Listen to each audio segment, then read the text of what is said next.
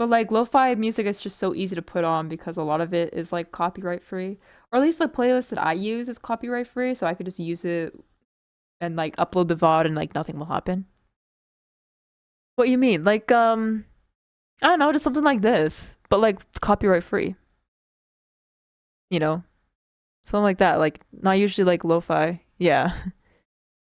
But like I can't upload the VOD with this music because then I'll get claimed. And then no one can watch the VOD at all. I think that's what happened with one of my other streams when I was drawing a portrait of me. I accidentally forgot to set up the audio where when I upload the VOD, it'll cut out the music, but it still got claimed on YouTube, which on YouTube it's claimed where like you can only see it in certain countries, but it wasn't completely removed, but that was, bad. Oh, you just want the beats without no vocals, so you didn't separate it. Yeah. That's what I meant. Yeah.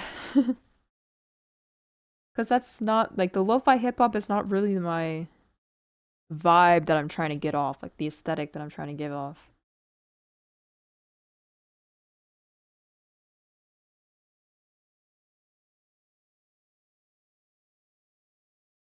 Also, it's just kind of been overdone, to be honest. Like lo-fi hip hop beats. Cuz like Najibez did it and he did it correctly and then there was no one else that did it better, to be honest. There's some like nostalgic ones from like 2016 or whatever that I really like, but like other than that, like I don't like go out and listen to lo-fi hip hop unless it's Najibez, to be honest. Yeah, he was something else for sure. I remember like because I use the League of Legends playlist because that's like lo-fi hip hop that's guaranteed like copyright free.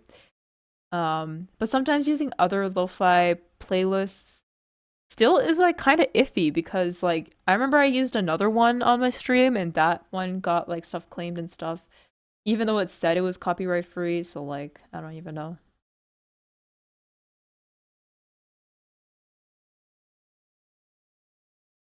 This is looking kind of better, right? Also, like I'm in the weirdest like sitting position, kind of hurting my back a little. It's like exercising muscles that I've never exercised. Yeah,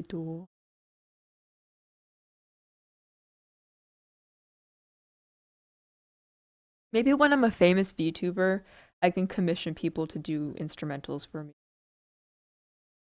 When I'm a famous VTuber.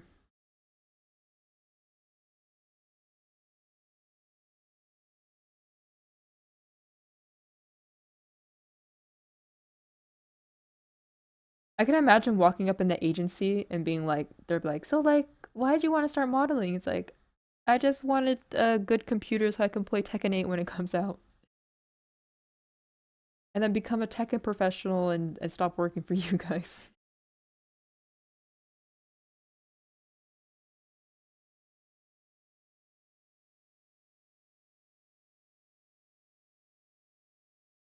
But like for some of the models that I do like see and like when they talk about it, they're just like, it's like it's not really like something that they like really hone in on. It's like it's just like my job, so I can make money and stuff. I don't really see it as like a personality thing, I guess.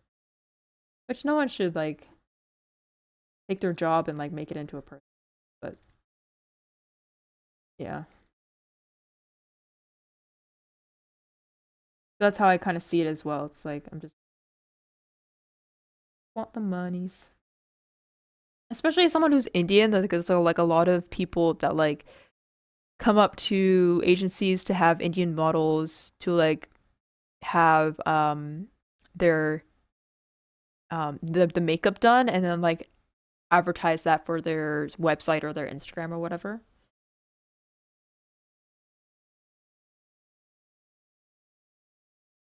But it's like some one thing is like too, it's like acne too. It's like I tend to be pretty acne prone and I'm pretty good at keeping it down, but like sometimes, oh, did my phone just okay.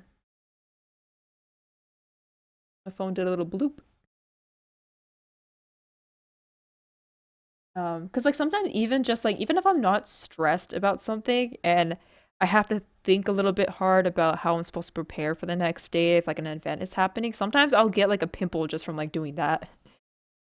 And like those good pimple patches are pretty like expensive to be honest. I haven't tried Mighty Patches yet. I saw the Mighty Patches at my Canadian CVS and I was like, "Oh, I haven't tried those." But like some of the best pimple patches I've tried honestly was just the ones at Sephora, the Peace Out acne patches. Those are pretty strong. I have these other pimple patches called Sika patches or like yeah, Sika patches. And those are like hit or miss. Sometimes it works, sometimes it doesn't. Um yeah, but I've once you're like a model, like you have to be pretty much high maintenance. So you have to like take care of your body, take care of your face, get whatever you need to get to make sure you have that maintenance going, you know. Um, I don't have any copyright free beats to send. Oh, that's okay. I'll just stick to whatever I'm doing. Oh yeah, Tekken 8 is out so soon. Yeah, I think next year. I was so distracted by other games and events that I forgot. You know, sometimes I forget about a little, but because the way that they're like kind of rolling out the promos and stuff, it's like, oh yeah, Tekken 8. I haven't done anything like that. I just kind of wash my face normally and I make it work when I can. Yeah. For me, it's like I do like skincare a lot, and it's kind of a little bit of a hobby. And because I am acne prone, like I have to make sure I'm careful. Actually, recently I just got a cream from La Roche-Posay, their Cica Balm, because my sister uses the Cica Balm. Because she has like super dry, irritated skin, and that's like a very thick like balm. And I remember I took some of it one day to put on my eyes because all of a sudden my eyes were like getting super dry all of a sudden. Like this started like in the summer. And then it hasn't like stopped since and I've used some of my products, but they just weren't thick enough to like help with the dryness. But the thing is though, it's like I get milia pretty easily. So unless I'm not careful, I can get milia.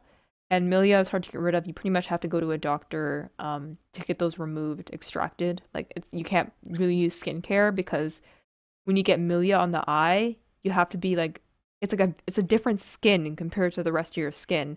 So you have to be very careful what you put on there. Um, but I tried the Cica balm on my eyes and like they're just like not dry anymore. And I've been struggling it with it since summer. So that is a relief because sometimes when I do like my eyeshadows and stuff, like it gets patchy and I'm like, "Ugh, how do I fix this?" So I got a little one for myself and like a teensy bit goes a very long way. So it is a little pricey. The Roche-Posay is like kind of more pricey drugstore. Um, but it's really good. I used to use a lot of the Roche-Posay, not growing up, but when I was doing more like skincare and stuff, I used to use a lot of the Roche-Posay. I really love their one of their cleansers. They're um like the blue cleanser, the one that they actually don't really sell anymore. It's kind of weird. Next month, end of January, last I recall, I focused more on my actual body and also scent and hair than my skin. Oh yeah, I love talking about fragrance too. I have a little bit of a fragrance kick as well.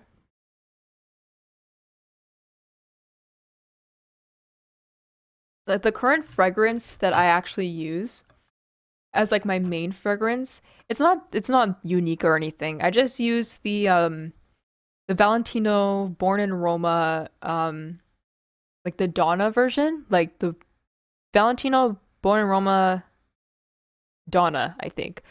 I think it's called Coral Fantasy, but I might be wrong because I feel like Coral Fantasy is like completely different. I feel like Coral Fantasy and then there's like Donna. But that's the main one that I use. I use that one as like my signature scent or whatever, right? Um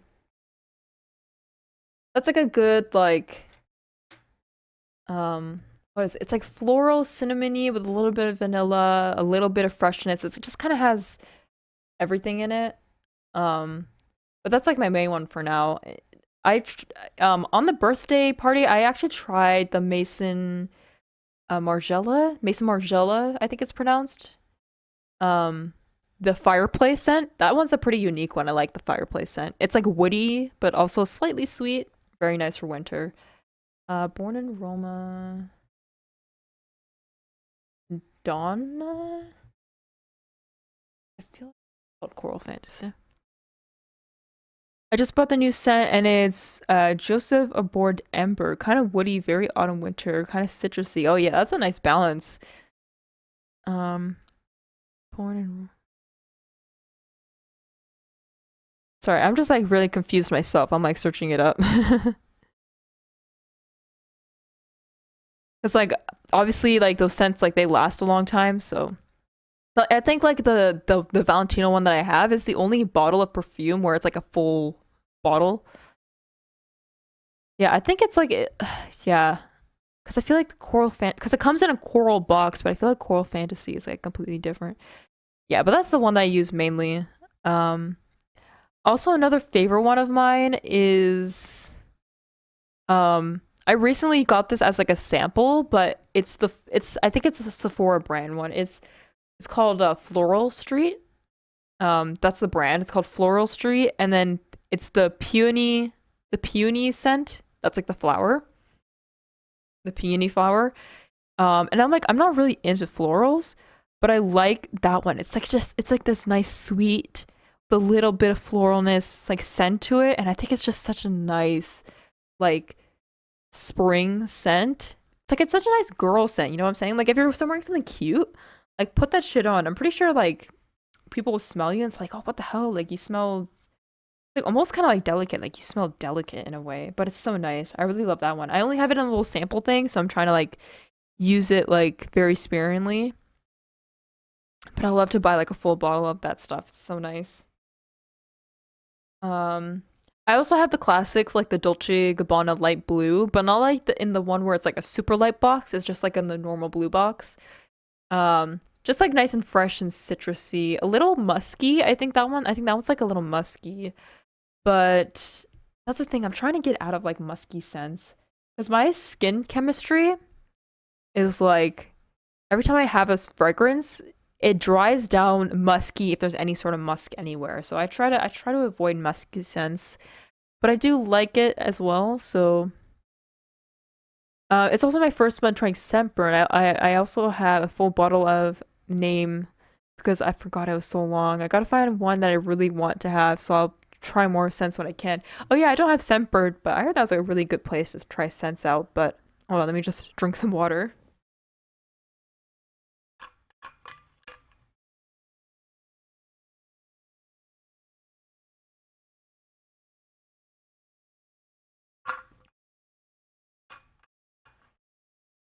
Um, but some good ones are heard for like guys, like a good like signature scent.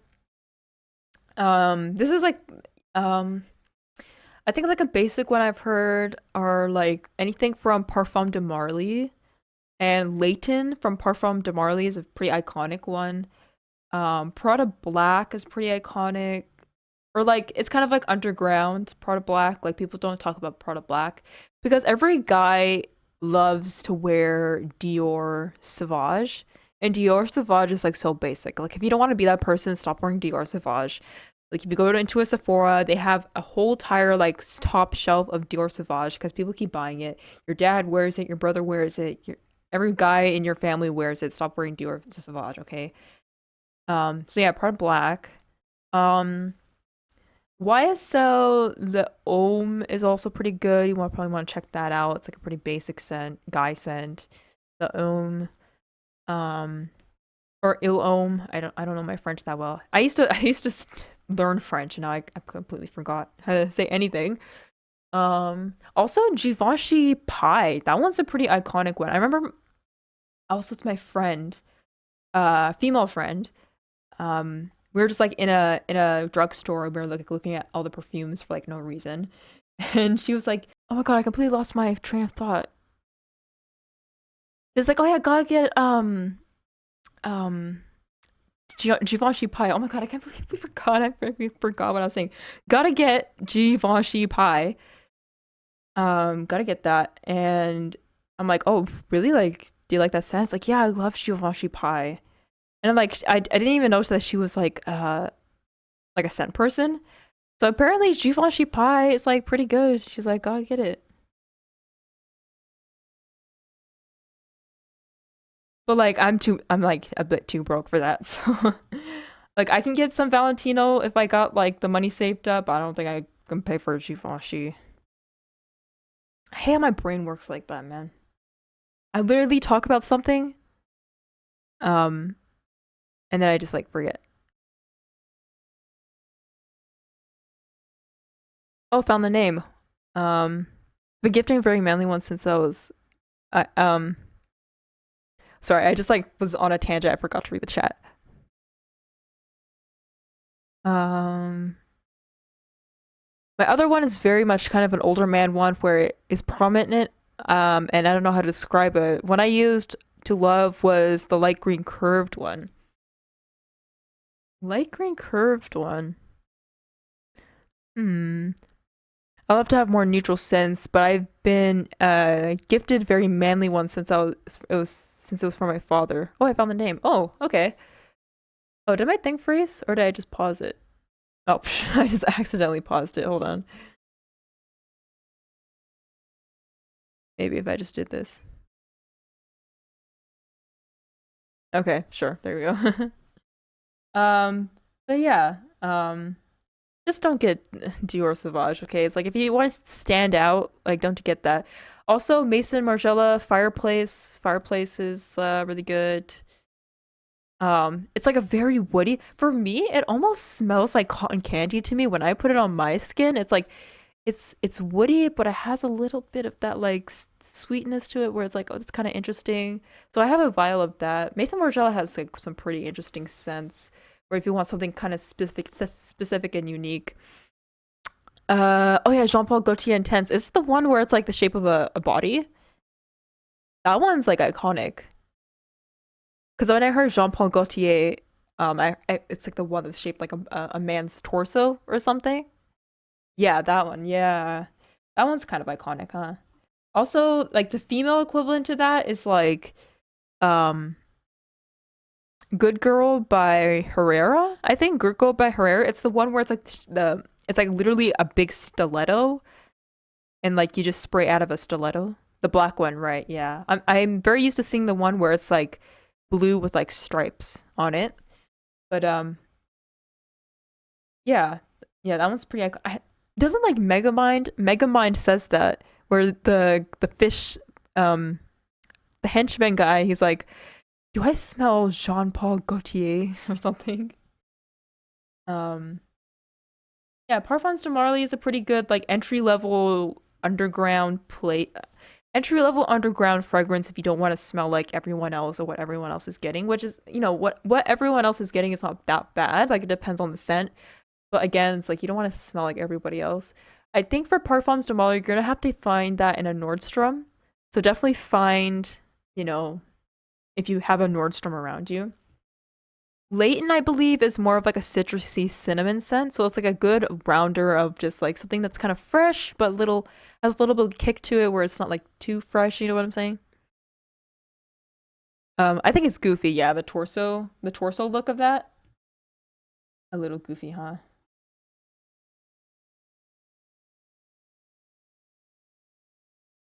I love cinnamon. Yeah, I love cinnamon scents. I think a really good like scent that everyone gets honestly is the YSL Black Opium. Like it's a typical scent, but like it's a really nice selling scent. The intense one, not just like the regular one. Because the intense one, it has more of that like jaw scent to it, the cinnamony, like almost vanilla cinnamony, like Indian tea scent to it, and I really love it. Amazing if you're going to a club party, stuff like that. Or just like a really good winter scent. It really pairs really well.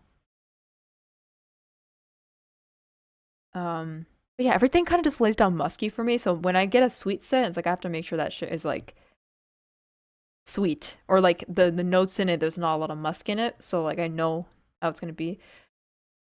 I try not to spray on my clothes because I don't want to have to smell like that all the time. It's like I just want to smell like that for the occasion. I don't want to smell like that like all the time. But but the thing is, like, she's like, oh, I love Givenchy pie, but I've never smelt it in my life. But I know people really like it, so I just want to smell what it smells like. And when I went to the CVS in my place, like they had like a whole lineup of fragrances, and I saw that there, but they didn't have like a sample out, so I couldn't smell it. I end up spraying on my clothes, yeah. If it is like your signature scent and you want to like smell like that all the time, for sure. But like I like to spray for like the occasion that I'm going to. So if I'm going to a party, like when I went to that party, I sprayed on the fireplace scent. Um, because it's winter. She also did like a winter theme, so I was like I wanted to be wintry. And so because it's a little strong, I put it on the back of my ears. So it's like when people are talking to me, they can like smell it. I think most colognes irritate my skin, so I stopped spraying on my skin years ago. Oh, that makes sense for sure. Yeah, for sure. Um, totally. Like, don't keep doing that. But yeah. After putting that scent on, it's like the day after when I went back to sleep. Like I was still smelling that scent on my pillows and stuff. So it's pretty strong. Yeah, I think yeah,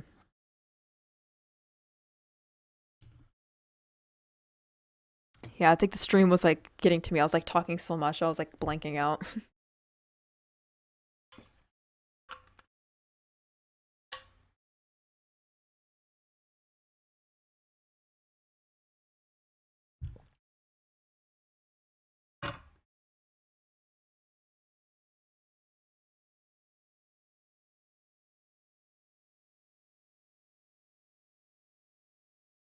Are there any barbs in here? You know, I really like Nicki Minaj. I don't consider myself a barb though. Um, but I'm gonna have to say I was a little disappointed with this release. I was a little disappointed because there's so many songs in there and like I only care about like I don't know, 5 or 6 of them, to be honest. Very disappointed.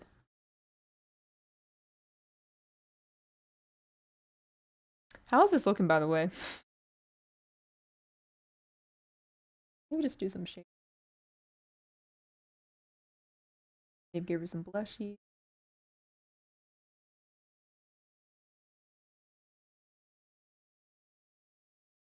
Do some dynamic shading. Why not? I just learned how to do like dynamic shading. Now I'm like doing it all the time. Not bad from my view. I like the eyes. Yeah. It's so like pigmented from where I see and like when I look into my OBS, but I know the quality's kind of terrible on your guys' side. I'm sorry. Yeah, kind of. I liked some of the new songs on the Pink album. Not Pink album. I mean, it is a Pink album, but it's Pink Friday too. But like, I was honestly kind of disappointed. But I don't claim myself as a barb, even though I really like Nicki Minaj. Um, yeah, it's like it was. I'm like disappointed because it's it's a Pink album. It's named after the Pink albums, so I expected something really really good, but you know, it just kind of sounded like a mixtape, to be honest. Again, there's some songs that I like. I'm like not that strict when it comes to like how albums are like, but yeah, I expected a lot.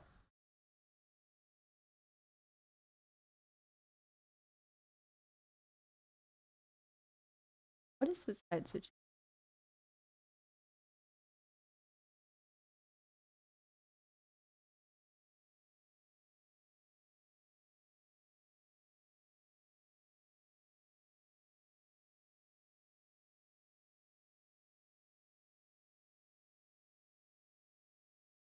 I feel like I need some fullness here, so I'm gonna do like a little strand here.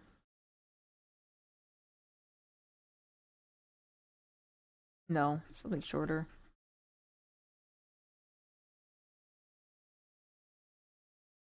I don't listen to I don't listen to her that much, so it's whatever. Oh yeah. So you weren't even like anticipating the album or anything. I was. I was anticipating the album.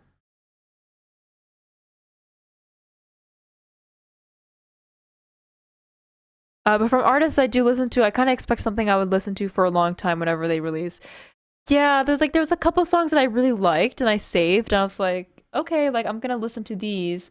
But as an album as a whole, it was just kind of disappointing. Like, especially since it's, Pink Friday. Pink Friday is like iconic, right? It was just kind of like she was kind of like I guess it was just kind of like it was like her usual sound, but it wasn't really anything innovative or different. It was kind of like she took the idea that this was going to be a Pink Friday album and just did Pink Friday again, but it wasn't like different. You know what I'm saying? Like it wasn't unique. I guess I don't know.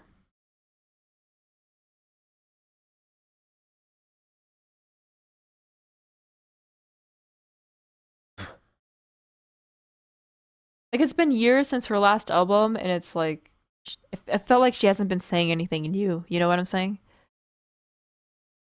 But yeah, I mean it was a fine album, I guess. It was fine.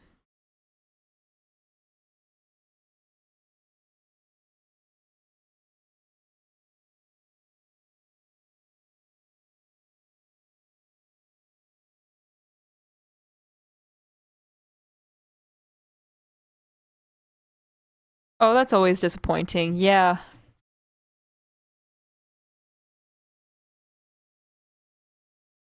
It's like in the beginning of her career, it's like definitely there was like it did sound like she had like this bite and like obviously there's a reason why people really resonated with her.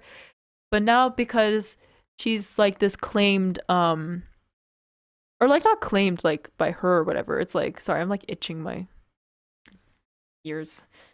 Um like I believe that she is like, the queen of rap to be honest cuz she's kind of like the reason why a lot of female rappers are kind of just like around, which I believe in that. Um, oh, did my phone vibrate?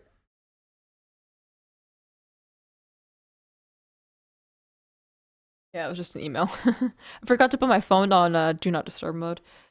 Um, but it's whatever. Um, what is it? What was I gonna say?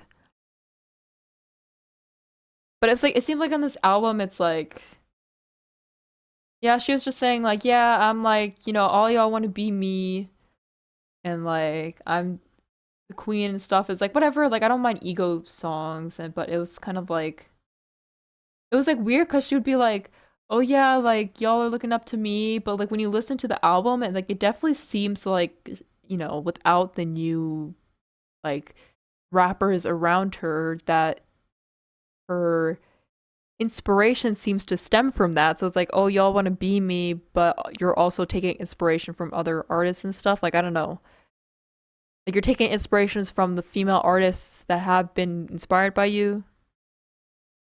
I don't know. Um, oh well, in modern times at least, because there were absolute icons before her in female rap and hip hop. Yeah, for sure. Um, yeah, she was definitely was inspired off of. Oh god, who was she inspired off of? Who were the rappers at the time? Um, not Missy Elliott.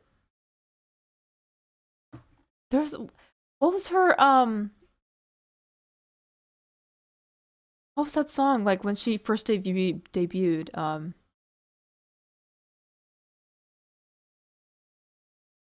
She did that instrumental. Hold on. Nicki, it's like not in Minaj.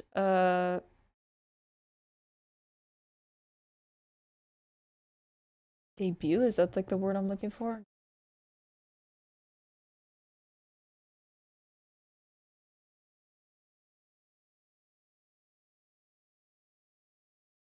Um, sorry, this like this music in my head is like giving me other words. Trying to think of the word. Um,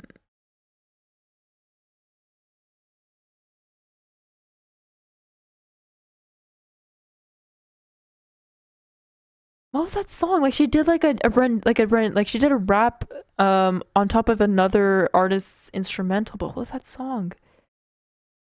Um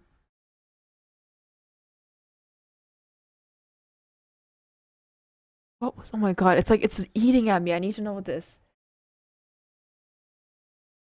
Not sampling, not sampling. Like it literally took the old like the whole instrumental and just like did a rap over it. Hold on.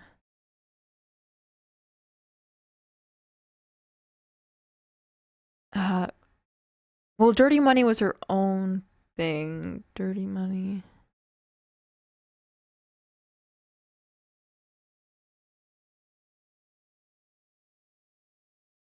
I mean, that was a good one, Dirty Money freestyle.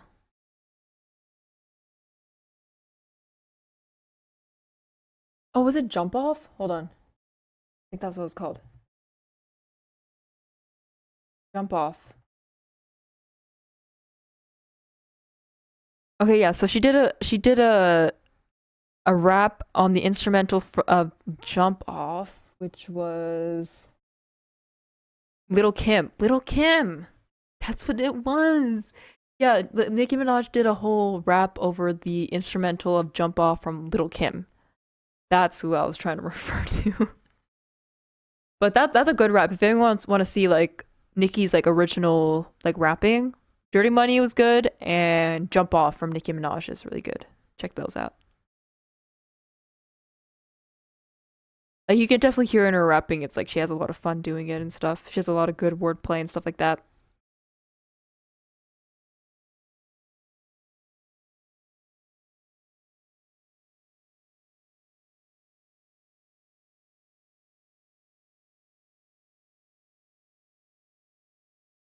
Yeah, it wasn't sampling, like it was literally like the instrumental for Jump Off.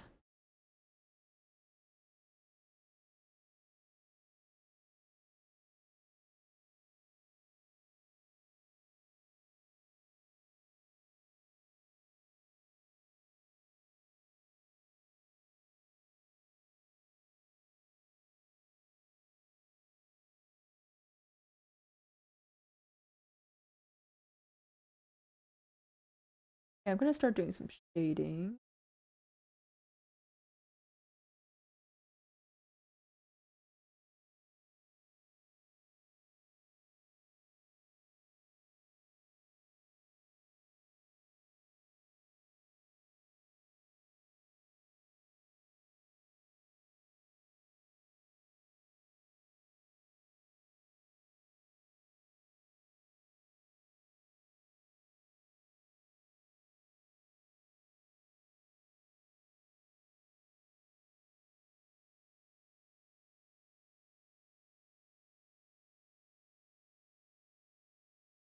But you know, in general with art, I've been feeling really burnt out.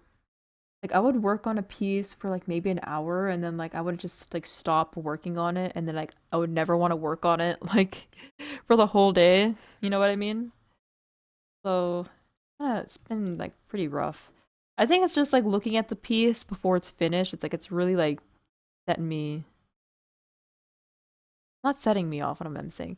It's like it's putting me in the mood of just like I don't want to keep working on this. This looks ugly, and I'm not trusting the process enough. And I keep trying to wanting to like jump the gun with it. Like I want to just do all like the final touches already. Because like for me, it's like I need to know what it looks like when I do certain things before I actually like consider finishing it. Because I feel like my art process, like I try to do the same thing over and over, but then I feel like it just gets, it looks weird, and then like it looks weird, cause and it's weird because then I would do the same thing from like past illustrations, like okay, why is it not working here, but it worked last time? Like it's so annoying.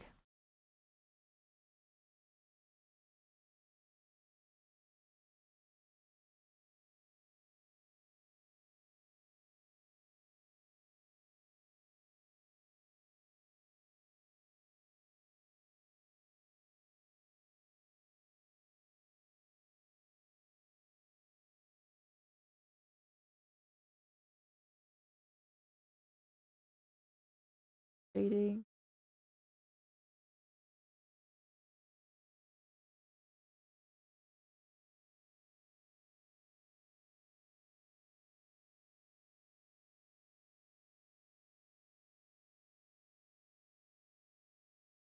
You know what I love to do for streaming? I love to do like cooking stuff or like baking stuff because I like to bake and stuff like that. But I live in a house of people and baking during the day is not a good idea. I need to be alone in order to do that.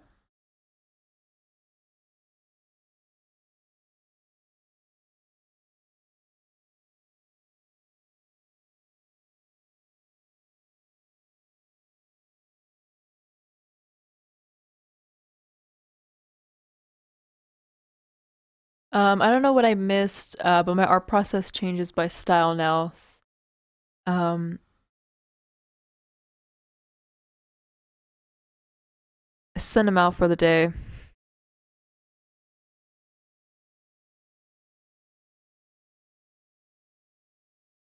Send them out for the day? Is it 12 already?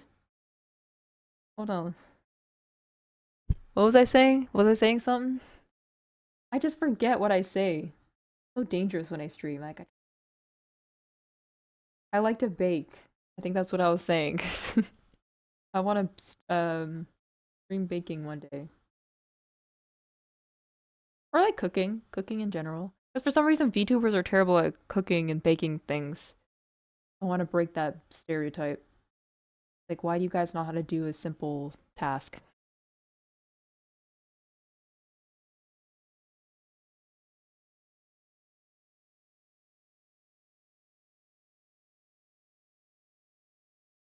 Sorry, there's like a lot of talking I'm trying to listen to outside.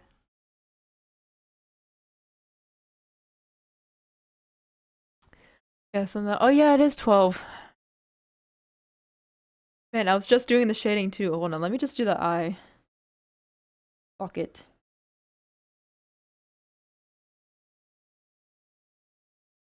Oh, whatever. I probably won't be finishing this for like the next stream, but this is just something new, huh? See, now I'm just all of a sudden want to keep doing it.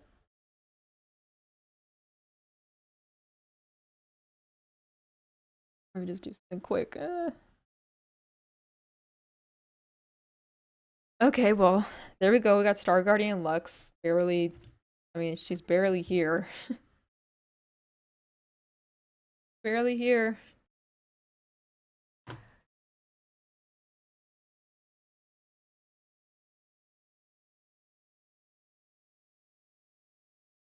Oh, send the family out? Yeah. So you guys go eat something, go to a restaurant. I'm just gonna go bake. But you know what? It is 12 already, so that's a thing. Um, Let me sign this. Where can you guys see it? I don't have a pen, so there we go. Signed. Let me zoom in on that signature. Here's a more zoomed in look. I literally went to the paper and did this. I literally went to the paper and tried to zoom in on the paper. Here's a little zoom in.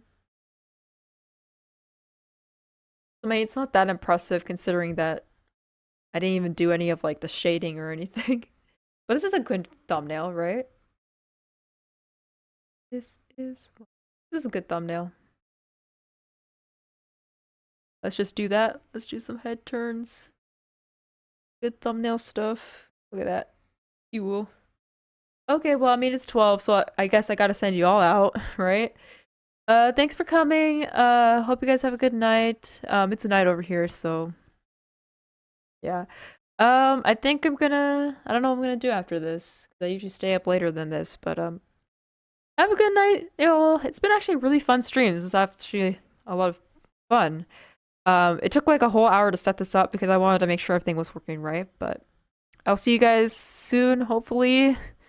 I do have like an illustration to work on, and hopefully I'll start working on that on stream because working on art on stream actually forces me to do things. So hopefully that'll get me to work on it.